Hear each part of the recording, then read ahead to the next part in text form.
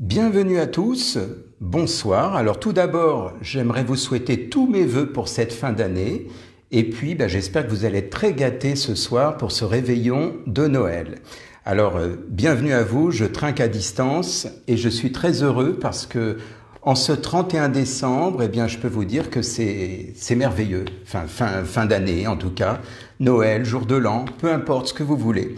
Alors, vous l'avez compris, c'est une mise en scène, bien sûr, puisqu'on est le 6 mai, donc vous ne rêvez pas. On est bien le 6 mai, et il fait très beau dehors aujourd'hui d'ailleurs, donc je retire ça.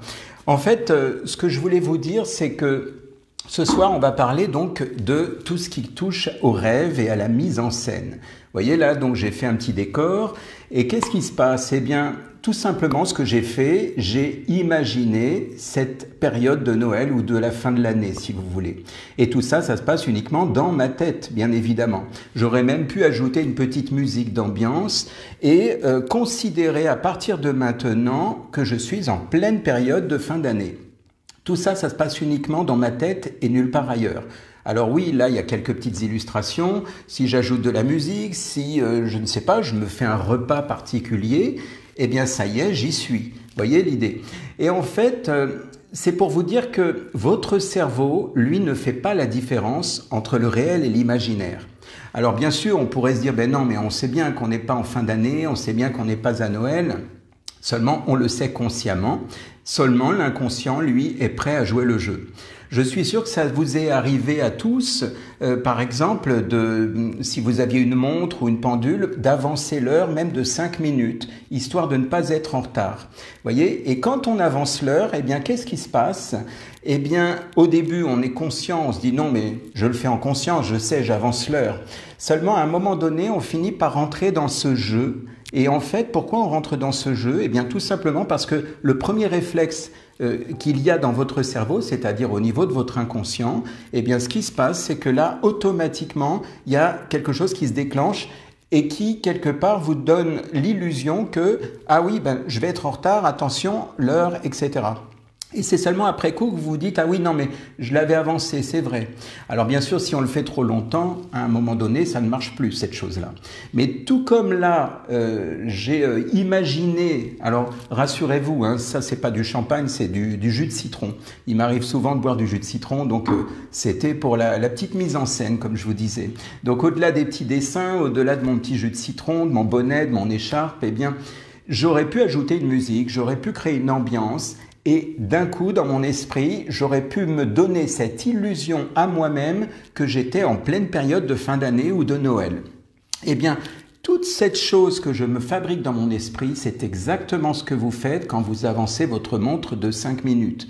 Voilà, donc vous vous faites croire dans votre cerveau, quelque part, vous vous faites croire que vous êtes avec l'heure exacte, alors qu'au fond de vous-même, vous savez que vous avez créé cette sensation que vous étiez juste à l'heure, alors qu'en fait, vous avez avancé votre montre. Et en fait, cette imagination, on pourrait la pousser très loin. C'est-à-dire que quelque part, on sait qu'on est dans un jeu, mais l'imagination l'emporte toujours, parce que c'est toujours l'imagination qui passe par-dessus la réalité.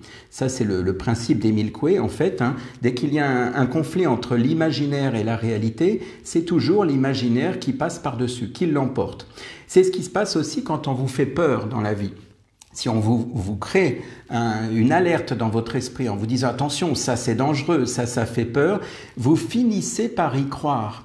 Et d'ailleurs, il y a ce qu'on appelle un ascenseur émotionnel, c'est-à-dire que si vous avez une très mauvaise nouvelle parce qu'on vous dit « oh là là, j'ai entendu ça à la radio, à la télé, oh je suis pas bien, je me sens pas bien », eh bien vous vivez ça de l'intérieur et pour peu que vous ayez une autre nouvelle qui dit tout le contraire, ah ça va mieux là, ça y est, jusqu'à la prochaine.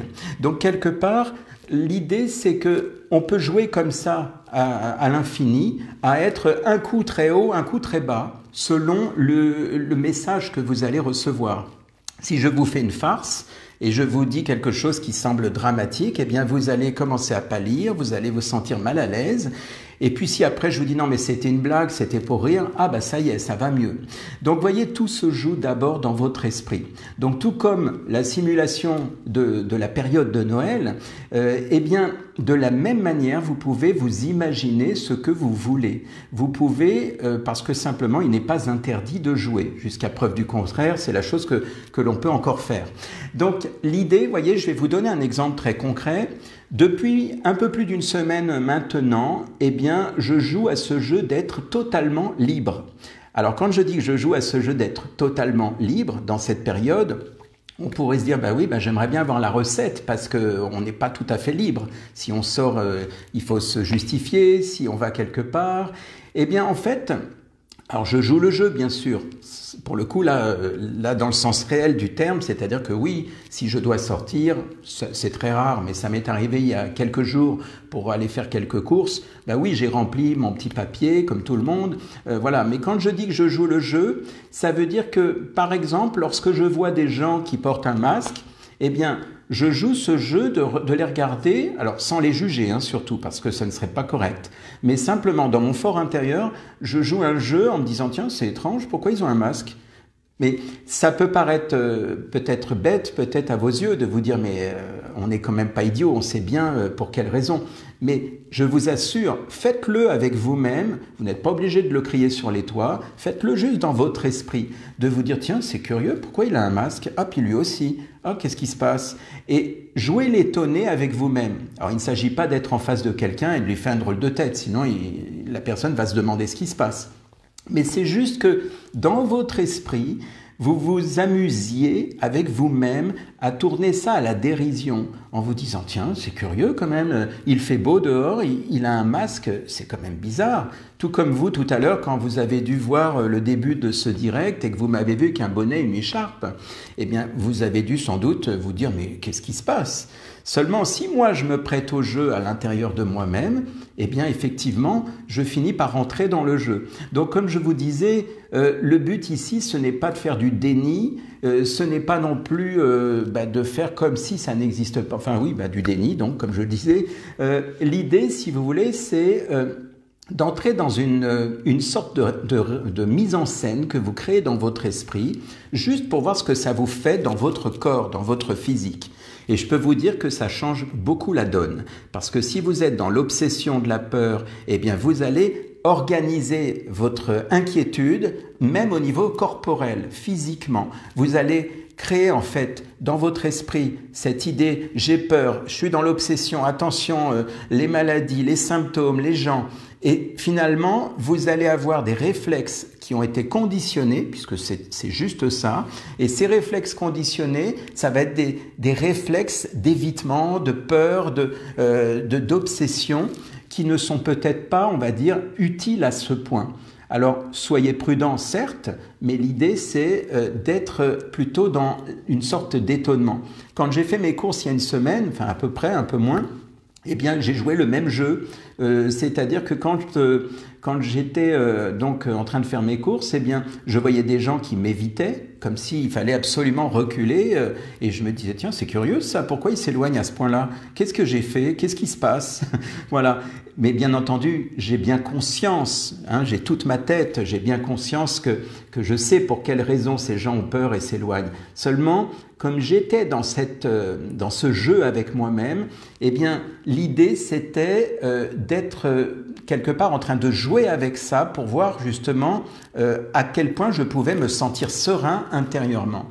Et je vous assure que ça fonctionne très bien.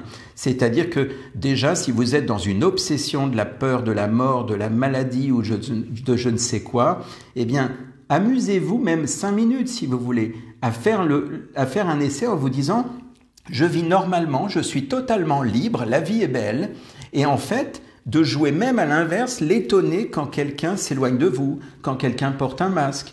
Comme je vous l'ai dit tout à l'heure, le but n'est pas de se moquer, de juger, mais juste de tester, de voir ce que ça donne. Et vous verrez, très vite, vous allez vous prendre au jeu, tout comme la pendule ou la montre qu'on avance de 5 minutes.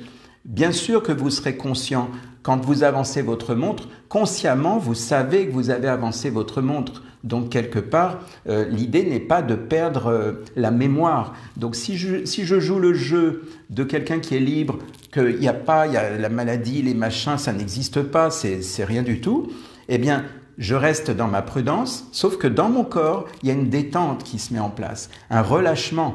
Et ça, c'est très important. C'est-à-dire que ce que je suis en train de vous dire là, c'est de ne pas faire d'amalgame. Dans votre cerveau rationnel et logique, vous savez que vous allez garder une certaine distance, que vous allez faire attention, etc. Mais dans votre corps, au lieu que le corps soit sous tension en disant « Mon Dieu, attention, j'ai peur », eh bien le corps, lui, il est serein. Parce que votre corps, vous pouvez le laisser se relâcher, être serein. Et c'est juste dans votre tête, il y a dans un coin de votre tête une partie qui dit « En réalité, je suis au courant ». Voilà, tout comme ma montre. En réalité, je suis au courant, mais quelque part, je me laisse surprendre quand je vois l'heure et je me dis « Oula, je vais être en retard, il faut que je me dépêche ». Alors qu'en fait, j'ai avancé ma montre. Donc, vous voyez, ce petit jeu, on peut l'emmener assez loin.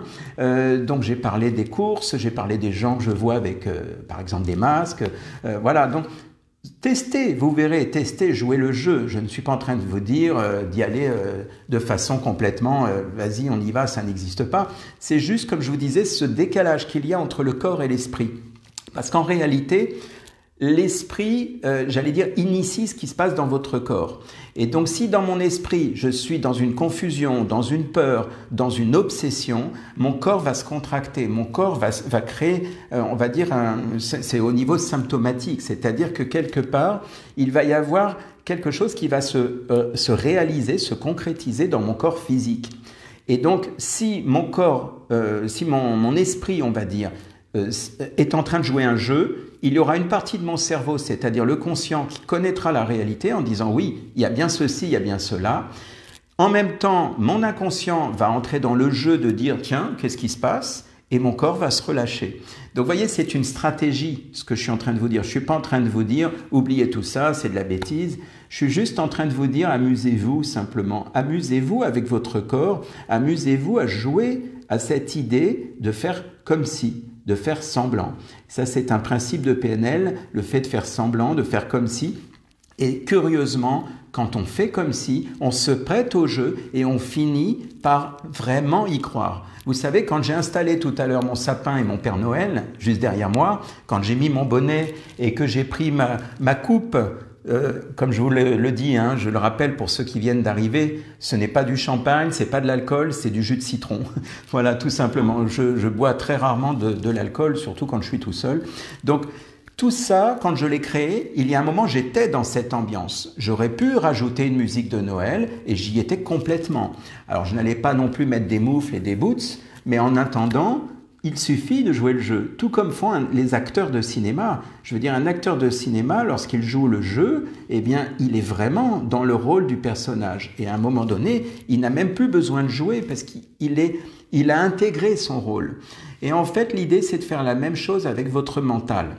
Jouer avec votre esprit va vous permettre finalement de relâcher votre corps par rapport à toutes ces obsessions qui traînent dans votre esprit en ce moment et par rapport à toutes ces choses qui font que votre corps est rempli de tension.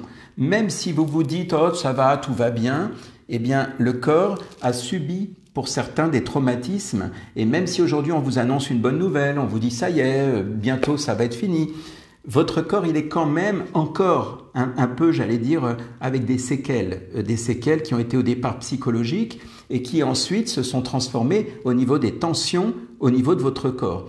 Donc, c'est important de pouvoir, j'allais dire, relâcher ces tensions en jouant le jeu. Alors, là, j'ai pris le jeu tout à l'heure par rapport à ce que je disais sur les masques et tout ça, mais vous pouvez faire la même chose avec n'importe quoi d'autre. Moi, je suis là où je suis dans une résidence. Eh bien, je suis sorti tout à l'heure pour prendre un peu le soleil à l'arrière de ma résidence, tout en étant dans l'enclos, en fait. Eh bien, j'ai pris un petit plaid, je me suis donc installé, assis, et je fermais les yeux face au soleil. Et en un instant, j'imaginais que j'étais à l'autre bout de la planète, à l'autre bout du monde, en train de profiter d'un endroit paradisiaque. Je me suis fabriqué ce film dans mon esprit et ça va très vite. Vous fermez les yeux, vous vous imaginez à l'autre bout de la terre, vous vous imaginez par exemple sur une plage, vous vous imaginez dans un endroit, je ne sais pas moi, en pleine campagne ou là où vous voulez, et puis spontanément vous y êtes. Donc vous voyez, ceux qui pensent que la téléportation n'existe pas, eh bien, elle existe déjà dans votre esprit. Vous pouvez vous téléporter à chaque instant à l'autre bout de la planète si vous le désirez.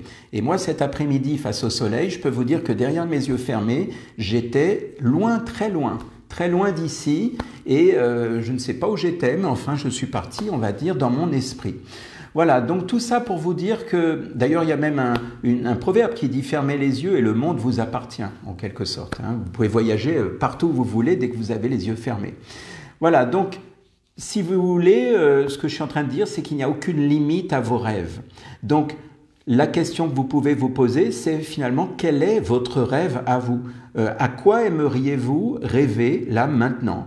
Tout comme moi, j'ai rêvé tout à l'heure, façon de parler, que nous étions en pleine période de Noël, alors que je sais très bien qu'il fait très beau aujourd'hui, en tout cas sur la région parisienne.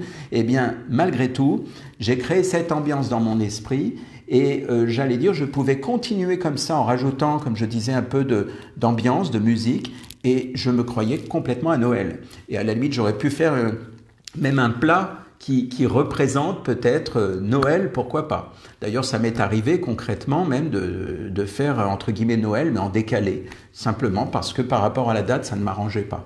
Voilà. Eh bien, je vous laisse avec cette ambiance de Noël, et puis n'hésitez pas, si vous voulez, mettre des commentaires par rapport à tout ce que je viens de dire. Bonne soirée à tous et à une prochaine fois.